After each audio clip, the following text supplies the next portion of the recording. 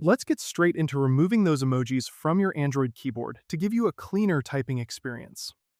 First, you need to bring up your keyboard. So open any app where you usually type, like Google Chrome or ChatGPT like in this tutorial.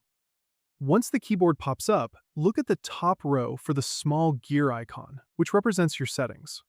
Tap on that to enter the main configuration menu. The first place we want to go is the Preferences section, right at the top. Inside here, you will see an option labeled Show Emoji Switch Key. You want to toggle that switch off. By doing this, you are removing the dedicated emoji button that usually sits next to your spacebar, which prevents those accidental taps when you're just trying to type a sentence. Now, back out of Preferences and look further down the list for the section titled Emojis, Stickers, and GIFs. This is where the keyboard hides those extra rows that often clutter your view. Tap into that menu and look under the Layout section at the very top. You will see two specific toggles here: Emoji Fast Access Row and Show Emojis in Symbols Keyboard. Toggle both of those to the off position.